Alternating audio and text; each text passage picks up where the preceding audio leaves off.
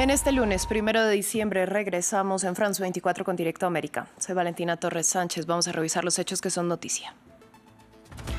El presidente Emmanuel Macron recibió a su par ucraniano en el Palacio del Elíseo. En medio de las negociaciones, el líder francés aseguró que solo Ucrania puede decidir sobre su territorio, mientras que su invitado destacó que Rusia es la que debe acabar con los ataques. Avanza la jornada en Honduras en medio de la expectativa por los resultados preliminares de la jornada electoral.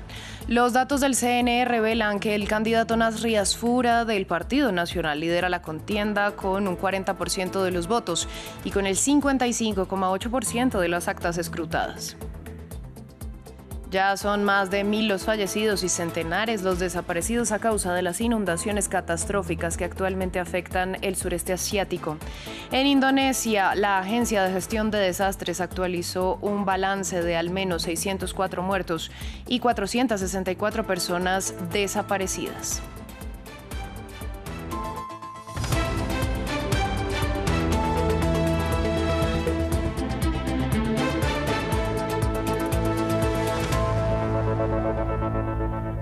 Damos inicio en Francia. En medio de las negociaciones entre Ucrania y Rusia, el presidente ucraniano Volodymyr Zelensky fue recibido por el presidente francés Emmanuel Macron en el Palacio del Elíseo, en una reunión que se centraba en buscar condiciones para una paz justa y duradera en Ucrania y también sobre defensas aéreas. Ambos líderes mantuvieron contacto con el negociador de Estados Unidos, Steve Witkoff. La actual situación es una en la que los Estados Unidos están jugando el rol de mediadores y quisiera dar la bienvenida a estos esfuerzos impulsados por la administración estadounidense. Y Estados Unidos, como Ucrania y como todos los europeos, estamos buscando la paz. Este es un momento importante para Francia. Decir que estamos aquí para respaldar a Ucrania, asegurarnos que su identidad no va a ser eliminada. Fue Rusia la que empezó la guerra. Rusia es el único país que puede terminar esta guerra. Hemos estado recibiendo una gran ayuda al intentar poner fin a esta guerra con garantías de paz. Rusia ha minado todos los intentos previos de negociar, de mantener paz. Han roto promesas y por eso es que Ucrania, todos nosotros necesitamos unas fuertes garantías de paz, unas fuertes garantías de seguridad. Mientras tanto, en terreno, al menos 4 personas fallecieron y 40 resultaron heridas en Dnipro como consecuencia de los ataques rusos con un misil, según informaron las autoridades ucranianas. Los servicios médicos de emergencia y los bomberos que trabajaron en el lugar informaron que el bombardeo también provocó daños materiales en una gasolinera, un edificio de oficinas y 49 automóviles. La jefa de la diplomacia europea, Kaja Kallas, también se refirió al conflicto en Ucrania. En declaraciones a la prensa, defendió la integridad territorial, pero al mismo tiempo señaló que Kiev tendrá que hacer concesiones. Me temo que toda la presión recaerá sobre la víctima, que Ucrania tendrá que hacer concesiones y obligaciones, mientras que para lograr la paz no debemos olvidar que es Rusia quien inició esta guerra y quien la continúa, y Rusia ataca a la población y a la infraestructura civil a diario para causar el mayor daño posible. Cambiamos de tema, vamos a Honduras. El país continúa expectante ante el conteo preliminar de votos que da la ventaja a Nasri Asfura, candidato del Partido Nacional, quien recibió el apoyo de Donald Trump. En el más reciente informe, Asfura obtiene hasta el momento un 40% de los votos, con el 55,8% de las actas escrutadas. Le sigue Salvador Nasralla del Partido Liberal. Y en tercer lugar se encuentra la candidata del oficialismo, Rixi Moncada. Recordemos que Asfura es el aspirante del mismo partido del expresidente Juan Orlando Hernández, condenado en Estados Unidos por narcotráfico, y quien podría ser indultado por el jefe de Estado estadounidense. Justamente vamos a Estados Unidos. Tanto la Cámara de Representantes como el Senado iniciaron investigaciones sobre un segundo ataque contra una embarcación sospechosa de transportar drogas en el Caribe en septiembre, en el que murieron 2 supervivientes de un ataque inicial. Según un reporte publicado el viernes por el Washington Post, el secretario de Guerra, Pete Hegseth, ordenó un segundo ataque para matar a todos los que iban a bordo.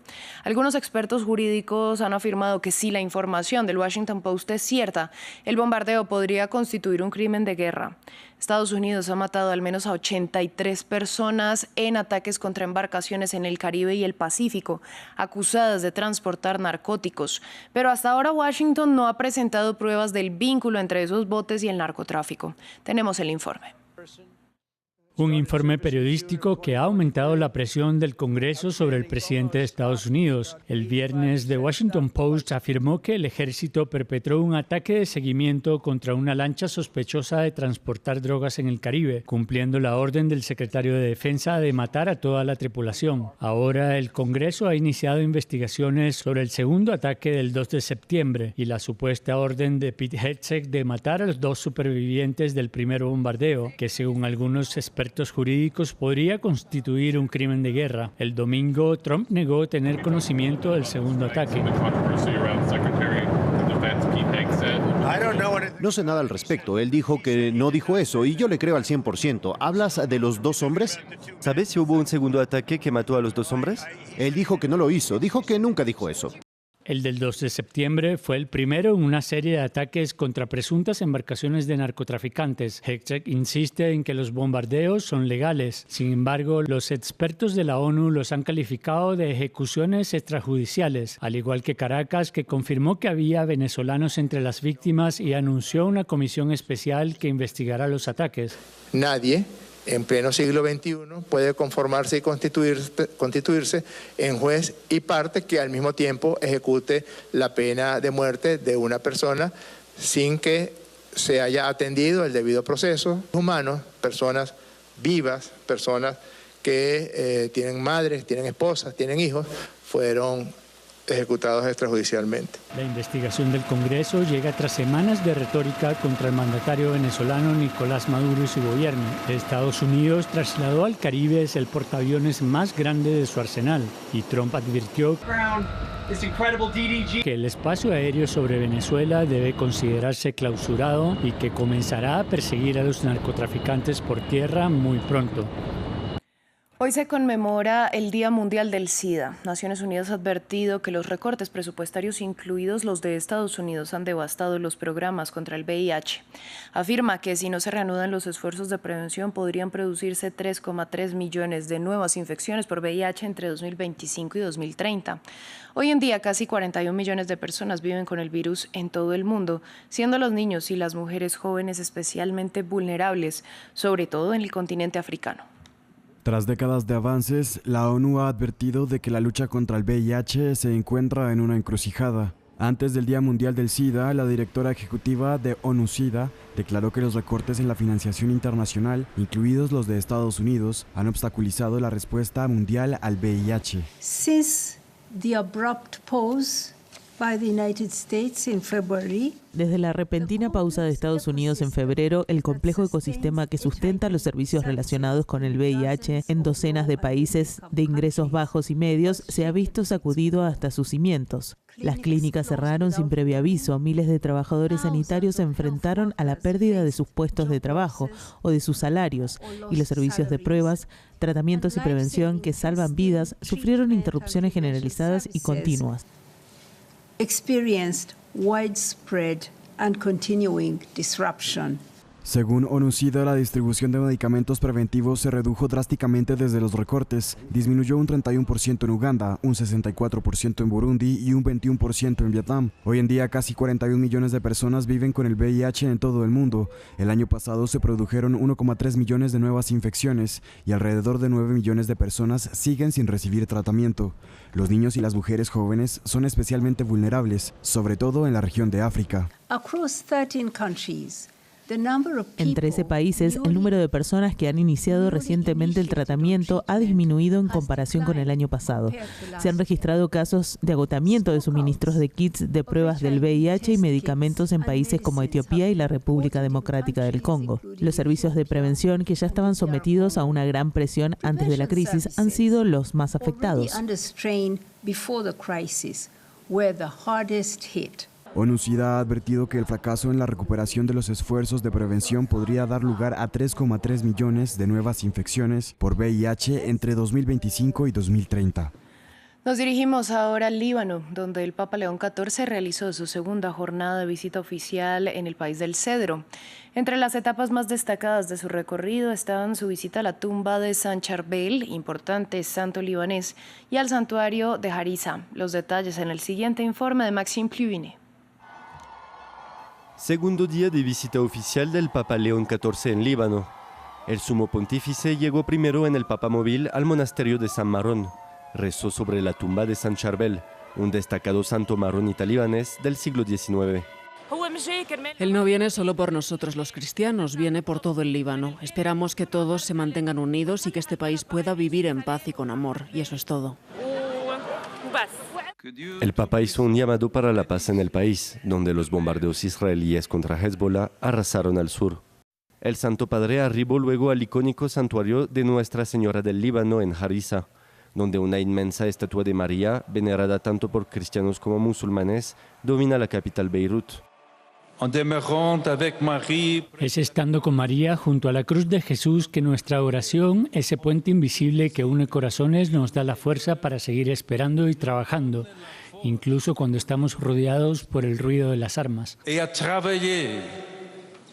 En sus discursos, el Papa reiteró sus pensamientos a la juventud.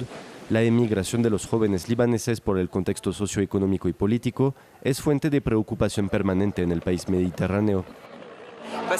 Espero que la gente se una por el bien de la paz y por el bien del Líbano y de su juventud, porque hay mucha inmigración, muchos se están yendo, así que espero que podamos hacer algo por ellos para que permanezcan en su país. Por la tarde, el Papa presidió un encuentro interreligioso en la capital. Líbano es el único estado árabe con un presidente cristiano, aunque cuenta con 18 comunidades reconocidas. Vamos a Asia porque ya son más de 1000 los fallecidos y centenares los desaparecidos a causa de las inundaciones catastróficas que actualmente afectan al sureste asiático. En Indonesia, la Agencia de Gestión de Desastres actualizó un balance de al menos 604 muertos y 464 personas desaparecidas.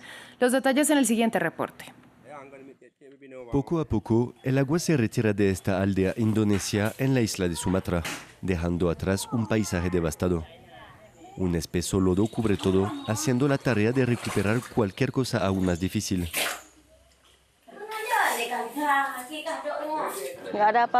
No hubo nada que salvar, solo mi ropa. Cuando intenté agarrar algo, el agua me llegaba a la cabeza. Ya no podía mantenerme de pie, ya me estaba llevando la corriente.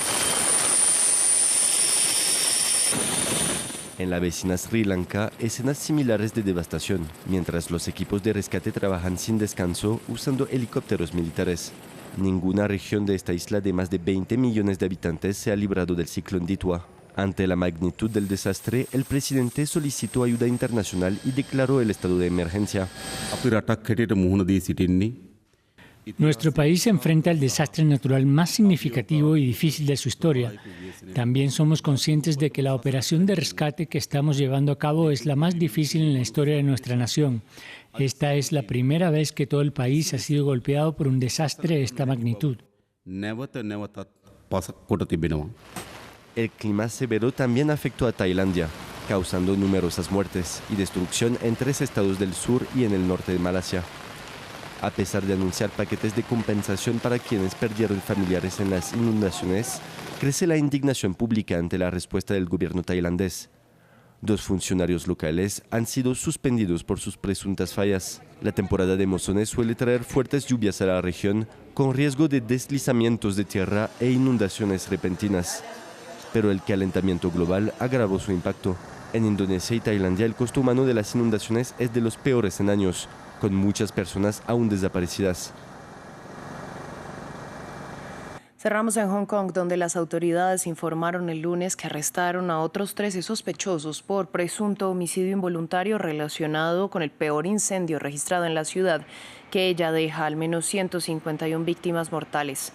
Más de 40 personas continúan desaparecidas, al tiempo que los responsables de la investigación indicaron que las pruebas realizadas a varias mallas verdes que rodeaban los andamios de bambú no cumplían con los estándares para evitar que se expandiera el fuego. Es todo por el momento en France 24. A ustedes, gracias por elegirnos.